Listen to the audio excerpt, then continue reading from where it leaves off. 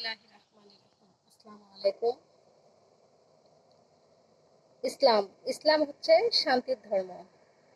এই শান্তির ধর্মে ইসলামে মেয়েদেরকে অনেক সম্মান দেওয়া হয়েছে, যেটা আর কোনো ধর্মে দেওয়া হয়নি। ইসলামের নারীদের মর্যাদা অনেক উপরে। ইসলামের মতে নারীরা অমূল্য সম্পদ। নারীরা হচ্ছে আল্লাহর নেয়ামত। নারীরা যখন বাবার ঘরে মেয়ে হয়ে জন্মগ্রহণ করে তখন আল্লাহর রহমত। যখন নারীরা স্বামীর ঘরে বিয়ে হয়ে যায় তখন আল্লাহর বরকত বরকত নিয়ে যায়, অর্থাৎ স্বামীর ঘরে নারী বরকত। আবার যখন নারীরা মা হয়, সন্তান প্রসব করে, তখন আল্লাহর কাছে সেই নারী হচ্ছে জান্নাত, নিয়ামত, আল্লাহর নিয়ামত।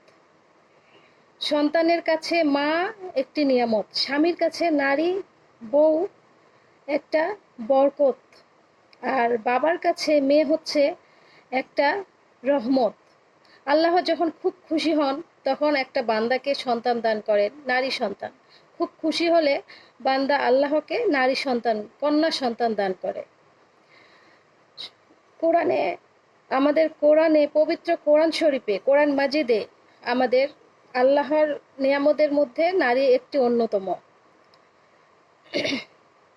কিন্তু আমাদের সমাজে নারীদেরকে শুধু ভোগের সামগ্রী হিসেবে দেখা হয়। মনে করা হয় যে নারীরা ভোগের সামগ্রী, স্বামীর ঘরে নারীদের কোনো মূল্যায়ন থাকে না। আবার যখন মেয়েরা বিয়ে হয়ে বাপের বাড়ি ছেড়ে স্বামীর বাড়িতে চলে যায়, বাপের বাড়িতে আসলেও নারীরা সেই সম্মানটুকু পায় না। কিন্তু নারীদের সম্মান অনেক উপরে। নারীদের কারণেই আল্লাহ তাআলা পৃথিবী সৃষ্টি করেছেন। যখন আদম আলাইহিসসালামকে তৈরি করেছেন তখন আদম আলাইহিসসালাম একা ছিলেন, সঙ্গীর প্রয়োজন, তখন আল্লাহ সঙ্গীর জন্য নারীকে সৃষ্টি করেছেন। তারপরে আদম আলাইহিসসালামের জীবন পরিপূর্ণ হয়েছেন। ঠিক তদ্রূপ প্রতিটি স্বামীর জন্য নারী হচ্ছে অর্ধাঙ্গী। আমরা অর্ধাঙ্গী, আমরা নারীরা অর্ধাঙ্গী।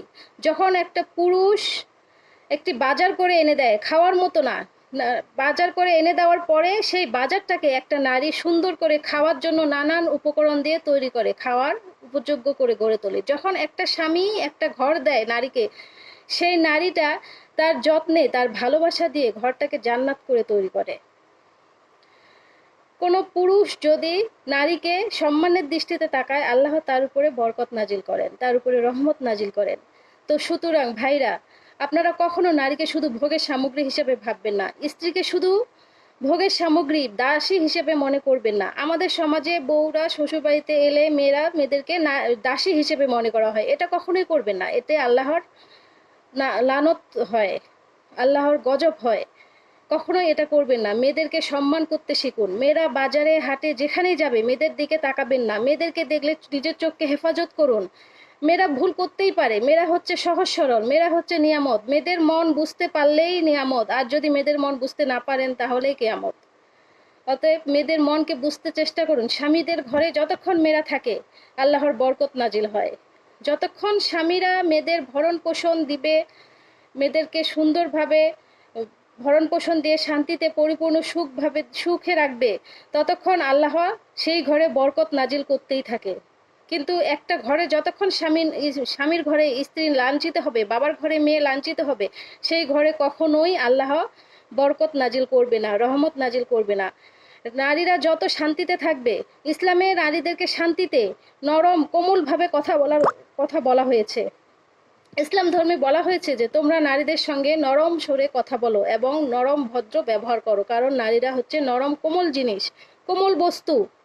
তাদেরকে সম্মানের চোখে দেখো, তাদেরকে ভোগ্য পণ্য হিসেবে দেখবে না। অতএব আমাদের সমাজে নারীদেরকে শুধু সম্মানের জিনিস হিসেবেই তৈরি করতে হবে। আসসালামু আলাইকুম।